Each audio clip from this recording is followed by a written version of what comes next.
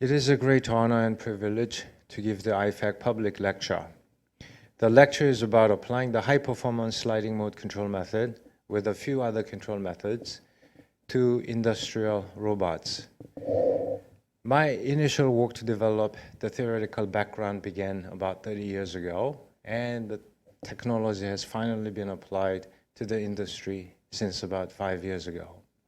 And this lecture will show you how mathematically proven control methods can help developing competitive products. Before I do the technical part, I want to thank all my students, past and present. I invite everybody from my lab annually and have a supper together. And we couldn't do it because of the COVID in the last 2 years. And I miss it very much. This picture is from a few years ago. I also miss the Ifac events and Ifac friends very much. I have been doing research in control and microsystems over the past 40 years, and the weighting between the two have been 50-50. I've done a lot of little things like these, and luckily many projects involved both control and microsystems. My graduate research was on automotive controls. I did active suspensions and powertrain controls at MIT under the supervision of Carl Hedrick. And my first job was at Princeton, and there I continued automotive control. And a group leader at Princeton was Rob Stengel, and he told me about microsystems, or MEMS, which was a brand new field at the time. Although Rob did not do MEMS, this is how I got started in microsystems. I also met Enoch Durbin, who invented the little rubber vibration damper used in tennis rackets today. Enoch influenced me to write patents. Currently, I've written about 140 SCI papers and about 140 patents. I've used about 50 of them to do 3 startup companies, and I've also licensed out 47 patents in 8 different external contracts through the university in all the areas. Today, I'll talk about the servo control. For my career, I need to mention Ifac and iCross. I've really enjoyed serving the 2 societies, and I need to mention Ukhyun Kwan, a former Ifac president, who has greatly motivated me. So I thank all 4 mentors, as well as my students. These are some awards I received. Citation for this is Control, Robotics, and Systems, and for robots, and this is for semiconductor and MEMS. And this last medal is a solid gold, and it's kept in a safe. Now let's wear masks, be vaccinated, and stop COVID. I wish everybody good health and success. Now let's look at simple servo Assembly application. lines have come a long way since the production of the Ford Model T, and now a company in Henderson is looking to write the next chapter in automation. 13 Action News anchor Todd Quinones shows you the amazing engineering at work in this edition of Nevada Builds.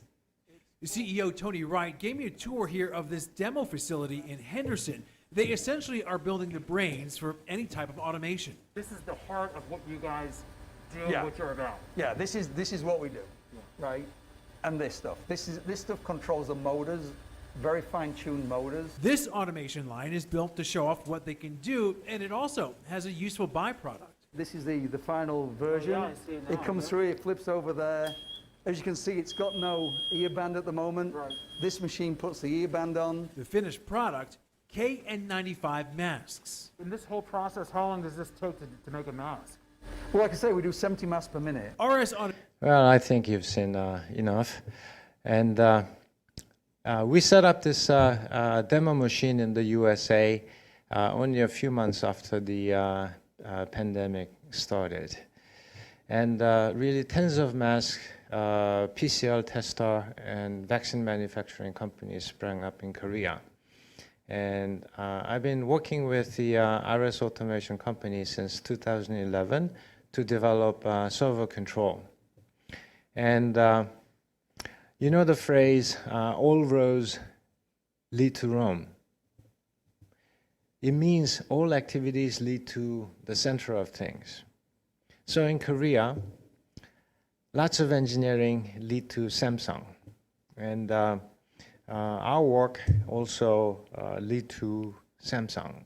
And let me show you just the semiconductor lines. They have three major semiconductor campuses in Korea. This is Kihyung. The Korean letters read, this is Kihyung. This is Hwasong campus. And this is Pyeongtaek campus. Now, this is P1 and P2 lines. P2 line is a $30 billion line, and the length of the factory is 500 meters long. You could put in 16 football fields inside the clean room. P3 is being built, and you could put 25 football fields inside the clean room. It'll cost $50 billion. And I think they have plans to go up to P6 in this area. Now let's see what goes inside. By the way, all these videos are public domain. This is what's called OHT, overhead hoist transport. You pick up and hoist the pot, which has wafers in it, and you move them around the line.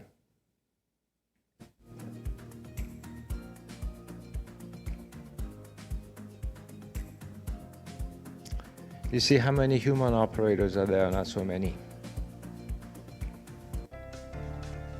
Straight lines are relatively easy to control, but the curves and rail splits are very difficult. They're bumpy and slippery, and you could easily spin out. But you don't want to have much vibration put into the system because it can break the wafers. Each part carries $100,000 worth of wafers. This is a loading robot. You're handling very delicate wafers, and the ceramic pickers are also very delicate.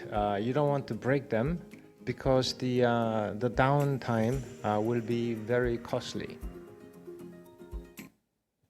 We have already implemented control for these robots.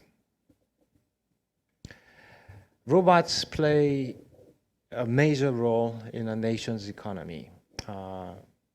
This is the robot density per 10,000 workers, and this is total annual installation. Now, out of the 10 economically largest countries, 9 of them appear here.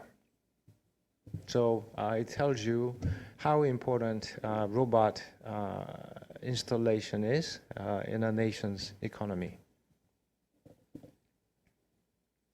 Now, to make robots, you need good servos. But what is a servo? For the control engineer, it is a device or system that have sensors for feedback signal and actuators to correct the errors. The servo is composed of encoders, motors, and drives. And control algorithm go inside the drives. Now, let's get to the main part of today's talk. You need sensors for control. Some control engineers take sensors for granted, but you can control only as good as your sensors will let you. I started research in sensors going back to 1990 because I was really frustrated with implementing automotive controllers because of lousy sensors. Or in some cases, you just didn't have sensors to measure what you need. Now, what I'm going to present today may be too simple or too trivial for some of you, but I would like to mention that it's a capstone project for me because I made contributions from the basic sensor principles to sensor IC fabrications to new control principles, actually implementing those controls and integrating with the system and making the final system to be a competitive product. In 2011, this company, RS Automation, approached me and asked me if I can develop encoder sensors. They first asked me, how much do you think it'll cost to develop that? And I didn't answer, and I said, can you give me a few months to do a study? And so I did a study for 3 months, and I proposed to them it'll cost them at least $3 million. Now, they were doing about $60 million in sales, so that's kind of big. So we together generated about $3 million in government funding for 3 years. And the company also put in that much, so the total would be about 6 in a 3-year period. And we developed 25-bit encoders in 3 years. Prior to this, Korea was importing all optical encoders, as there are only 2 countries in the world that had the technology. The left lower part here shows the optical encoder principle. You shine an LED light and you measure the reflected optical power using photodetector IC. Now, before we develop the encoder, instead of just copying somebody else's, we studied everybody else's encoders and found out that everybody's using vernier or no-news technology, but they're all analog sensors. So I came up with the idea of combining analog with digital pulses so that we can reduce the IC area. And you can see the disk pattern here. It has 3 analog parts and 2 digital tracks. So total of 5 tracks. And it reduces the area by a significant amount because it's radius squared, right, from the previous. And we were able to put in 25 bits in a typically 21-bit size.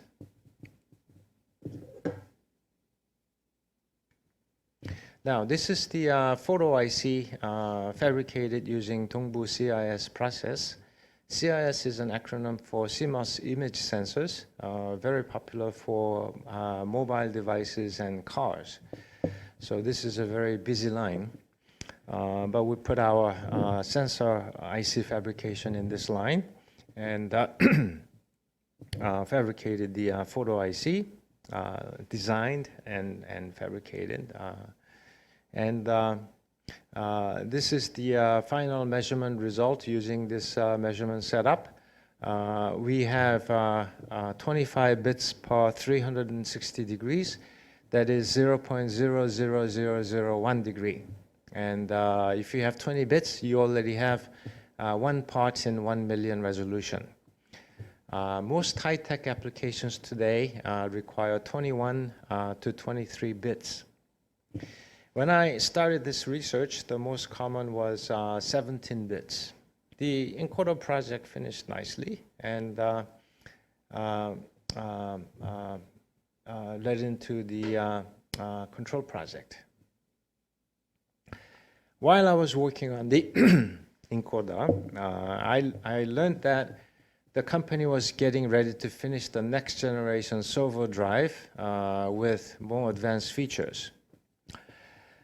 And I convinced them I can develop a super high performance controller much better than PID. They were a little skeptical, and they said, you know, what industry thinks would be different than what professors think. So I told them, I have done servo control before in the 90s, although the hardware was a little bit much more primitive. And I told them I also have some industry experience. I ran a company, a startup company, as CEO from 2004 to 2010. And we did semiconductor sensors, and we went as far as real mass production samples. And I also participated as a co-founder in 2 other companies.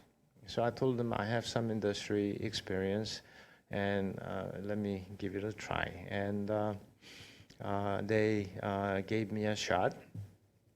But it was also nice because we generated a few large multi-year government projects, and the company put in equal amount to that work, and the total was probably a few tens of millions in US dollars over the past 10 years. Now, which control? Let me first show you the map of various control theories. This map has everything. This is PID. This is MPC. This is nonlinear control and sliding mode. You even have multi-agent systems and system ID. It's a nice map. My work is based on sliding mode control. That's the basic backbone, but it uses many other methods as well. Now, let's look at PID first. You know that industry uses PID. Why do they use PID? Because it's so simple. You just tune 3 parameters and you're done. And it's taught in every undergraduate textbooks. Servo and PID are used to mean the same thing in some textbooks also. So everybody here knows about servos and PIDs. But let me ask you, have you ever implemented a PID to a real system? Do you know how to tune a PID? Do you know how to set the indexes to tune them? Better yet, do you know how to use the Nichols chart? How to draw your compensator in the Nichols chart? That's how servo companies design their PIDs. Well, not all of them, but some of them. PID is simple in principle, but it's not so simple in real life. It's very difficult to design. You open a servo box and you screw down your motor and drive and connect the cables. You're ready to go. You have 3 parameters. No. These are the parameters you need to set. All the boxes. And these are the different criteria that you need to look for. Not 3 parameters. Now, because of the rigid PID structure, people needed to add this on, add that on, and eventually you have a humongous controller.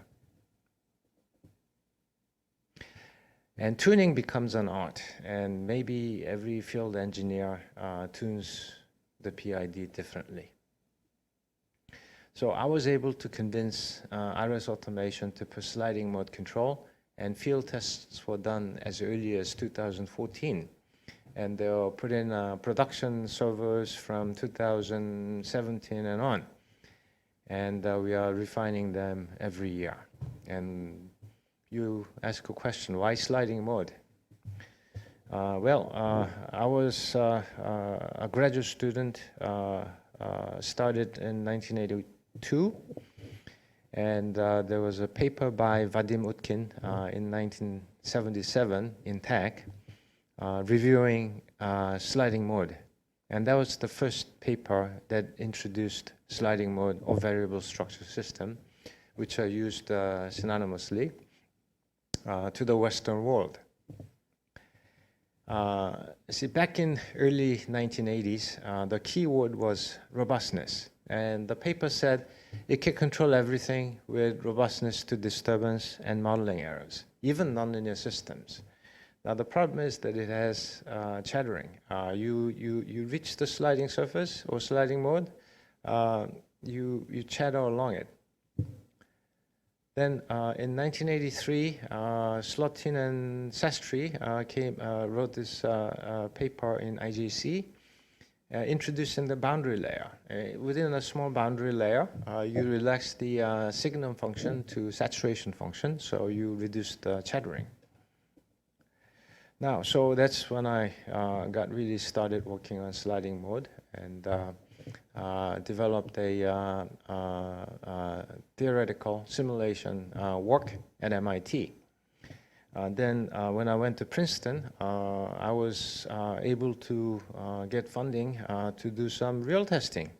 And maybe some of you read my early papers on sliding mode on automotive systems.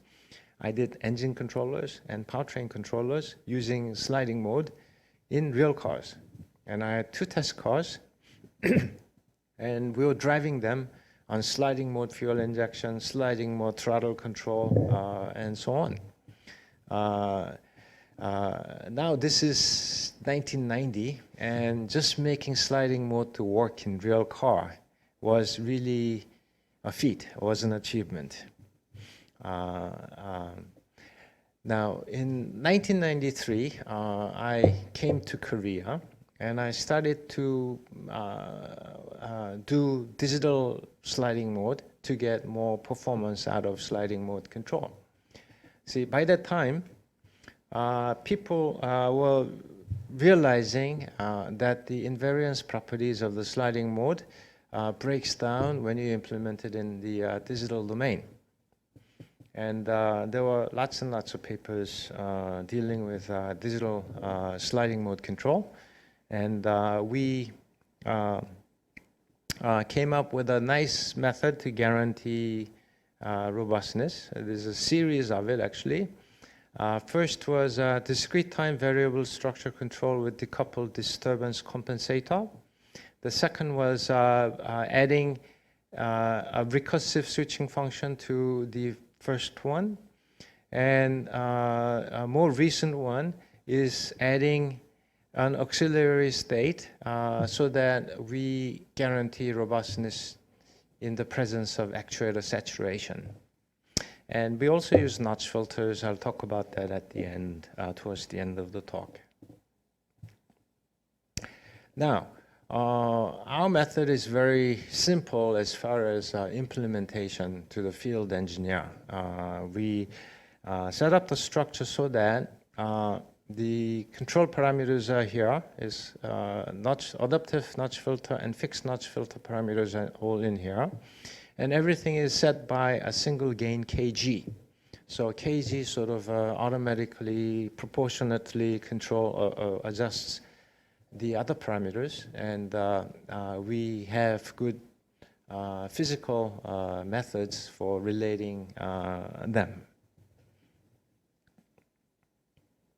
So for the field engineer, it's very easy to implement. Now, in terms of the sliding mode control theory, field engineer might have little difficulty initially, but with little effort, they'll follow eventually, and it's been used quite heavily here in the RS automation. Let's start with DVSC plus DDC. It's discrete time variable structure control with decoupled disturbance compensator. Now, these are the symbol definitions, state and reference vectors. the switching function S, the disturbance estimation F hat, and the error F tilde. Now, for this linear system, you consider this matching condition and you assume standard requirements. Then you can rewrite the system equation as this one here in equation 2. Now, the difference between 1 and 2 is that we put all the uncertainties as a generalized disturbance Fk. Now, for the system 2, you select the switching function as a function of error, and you select the disturbance estimation law and the control law. I'll let you look at it without the highlight. Then the sliding mode dynamics and DDC dynamics become as in equations 6 and 7. Now, if you look at it, they are decoupled. Now, DDC dynamics has no sliding mode dynamics term. And the error in estimation is entering the sliding mode equation. Now, without this DDC, this is the F without the tilde. So it can be very large. Now, for us, the only requirement is that the disturbance needs to be slowly varying. You need to have a limit on the rate of change. That's it. Then the closed loop system is always stable with the condition that you have a slowly varying disturbance. Now put them into theorem. With these laws, you get this decoupled dynamics. It's very much like the LQ and Kalman filter in LQG. Requirement is that you need slowly varying disturbance. Now, theorem 2, if the disturbance is constant, then your closed loop dynamics are asymptotically stable. Perfect. Now, we added a recursive term to the sliding mode dynamics switching function, error plus a recursive term with gamma. And the control law and estimation law are slightly changed.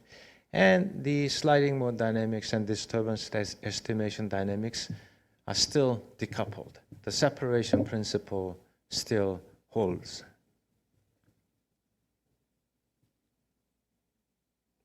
We call it RDVSC plus TDC.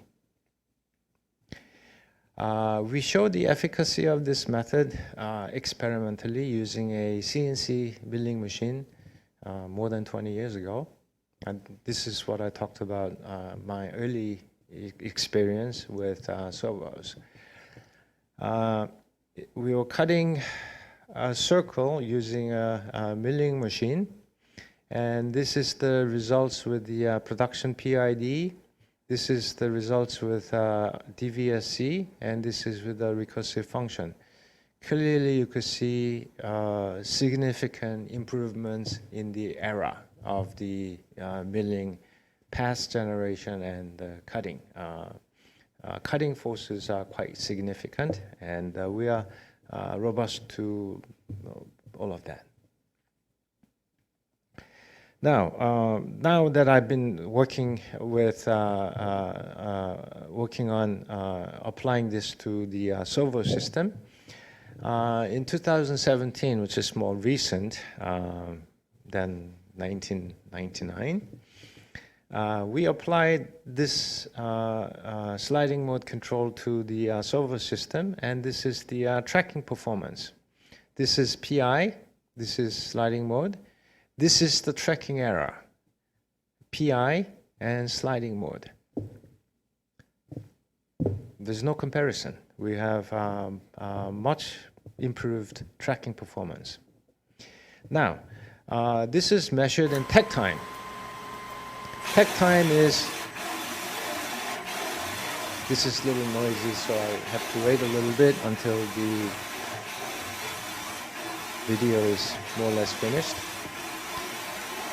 PI and our sliding mode control is doing a race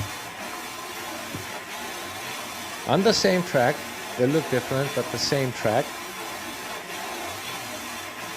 And sliding mode is going much faster. Now we add a big handicap, like in horse racing. We put more weight on sliding mode, 15 kilograms, and you see it's already moving ahead of PI. And the PI is not detuned, it's a best setting.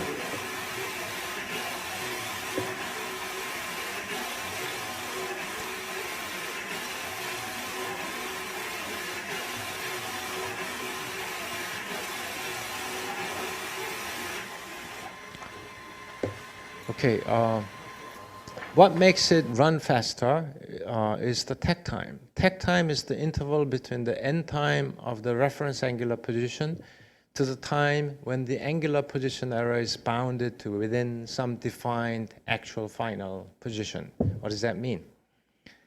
You know, when you have a step response, you have something like this, and you have oscillations at the end. You reached you commence some final point, and how much time it takes to finally settle.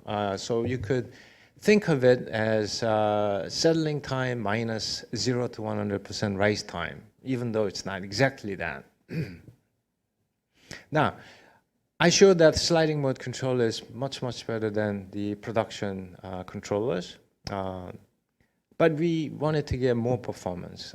We wanted to go even faster because your customers demand faster tracking and faster settling time. So when you do that, you run into saturation problems. Saturation results in severe performance degradations. So we came up with a new method, and that's Han. He just graduated about a year ago, and it was published in 2020. And we first parsed the dynamics of the closed loop system on the saturation. We first modeled saturation. This is saturation. UK plus delta UK. That's the linear part and the saturation part. And we analyzed what happens to the sliding mode dynamics. This is sliding mode dynamics.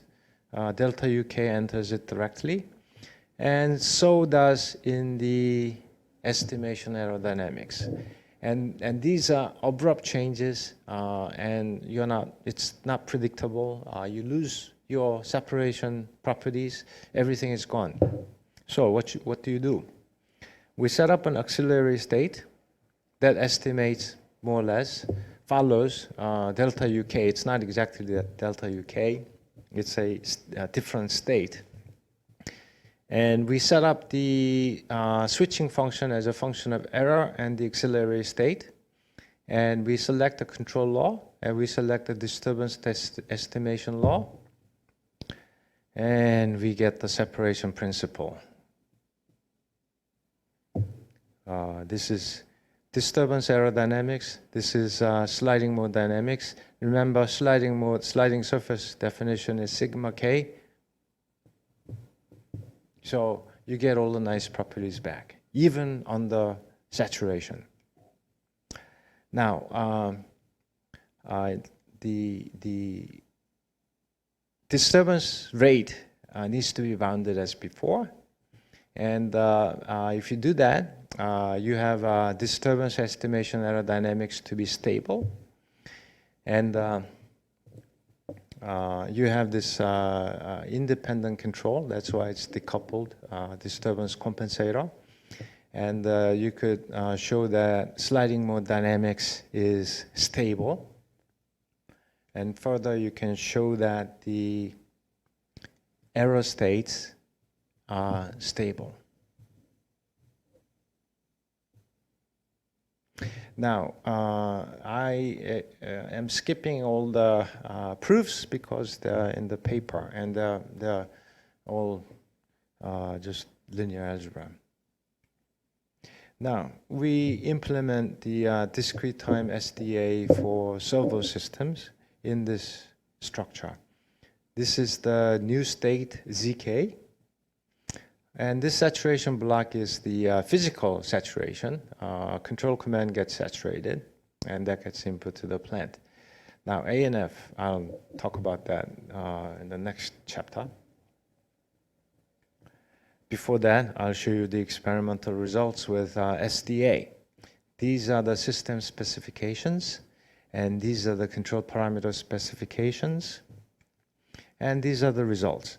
Now, in the first peak,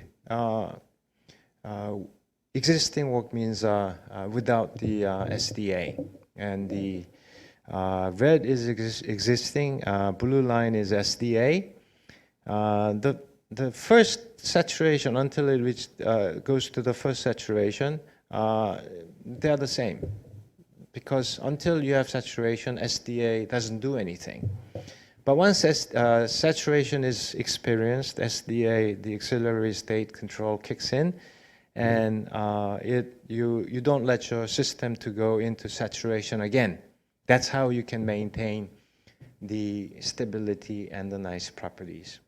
And as a result, as you can see, you can reduce the subsequent peaks of vibration significantly. So this SDA implementation has also been very successful. Now I go into the adaptive notch filters.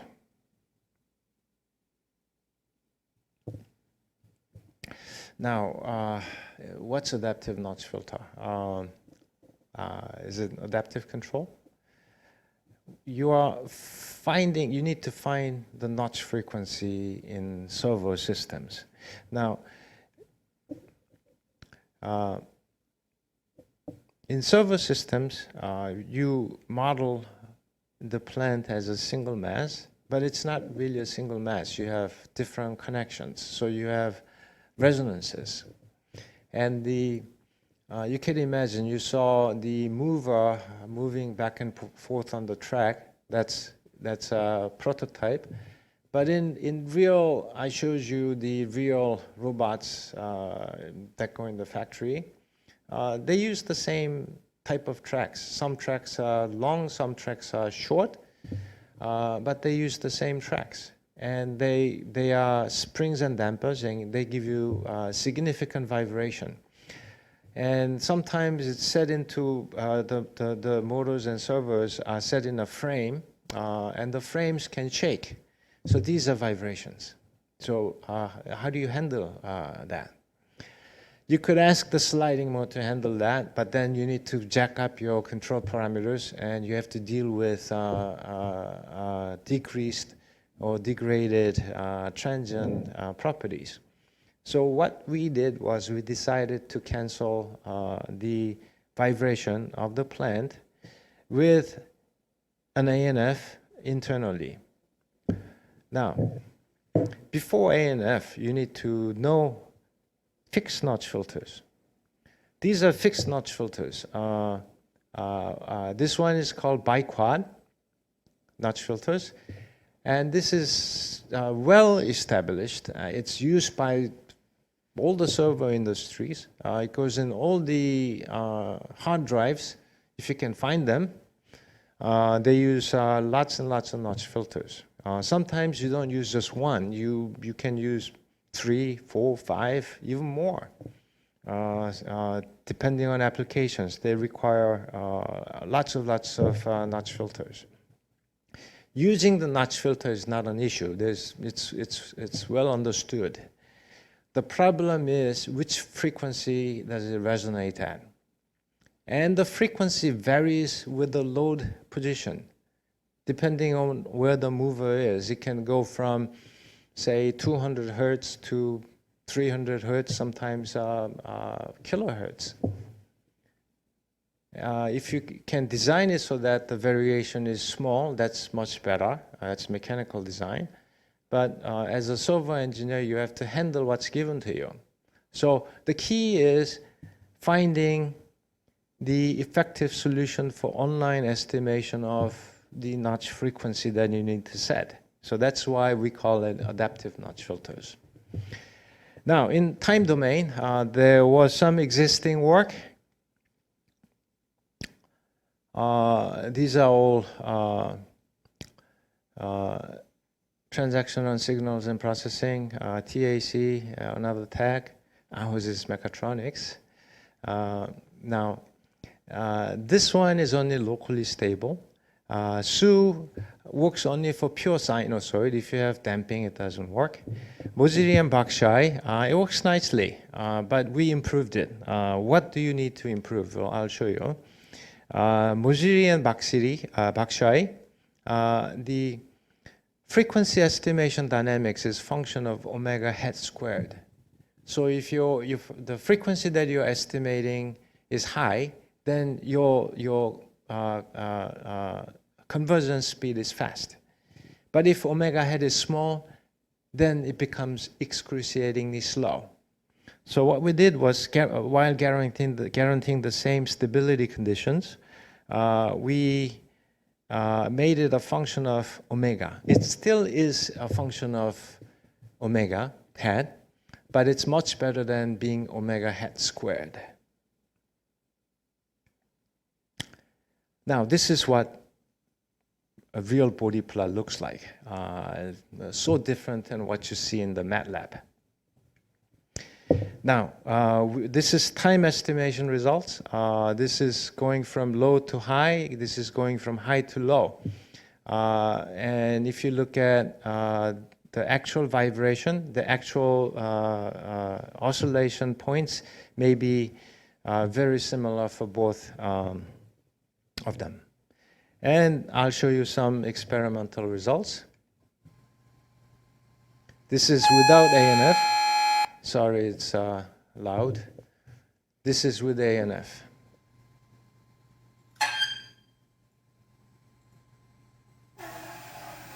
The initial time to calibrate it, and then it moves automatically. Now, the next experimental example might be, it's not noisy, so this one you don't need to turn down your volume. But it's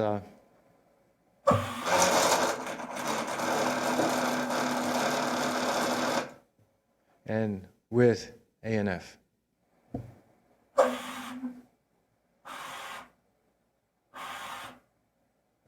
Nice. The vibration suppression works really well. And it's tested, this method is tested not only in Korea, but almost all over the world, and it works really well. And the next example, the first one might be loud, so I'll give you 2 seconds to turn down your speaker volume.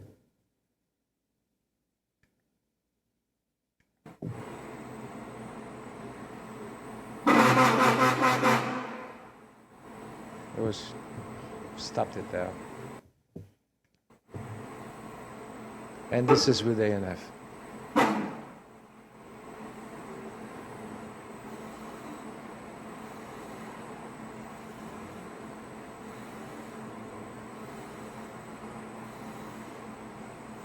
Okay, so now let's put it all together, from sensors to controllers to ANF. Now, every company says that they have the best controller. So, Korean government commissioned Korean Electronics Institute to do a comparative test. And they set up a test bench, and these are the results. Now, the top part on the table is really more physical configurations, how many bits of encoder, and everybody did well on that. But in terms of cogging torque and a few other things, many people had minus points. But let's look at this one. This is the control specifications. You need to have the same performance every time. You need to have a fast tech time, and you need to suppress vibration. This is 10, 10, 15 is the max score, and look at the results.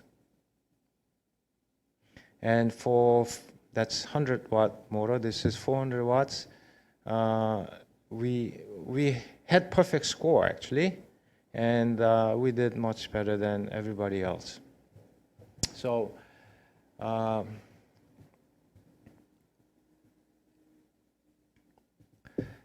with all that, what we designed were able to find their way into all the machines shown here.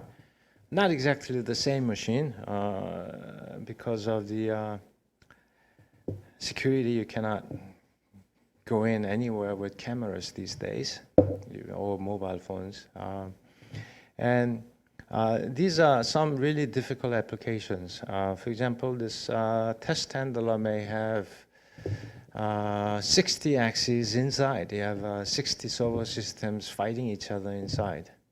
And this probing machine may have very delicate loads that you need to carry. And same thing with all these machines. And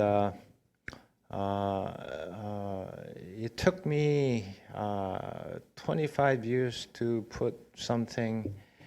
finally put something into final products. I hope I showed you what was involved in the process of going from first developing theory into the final products.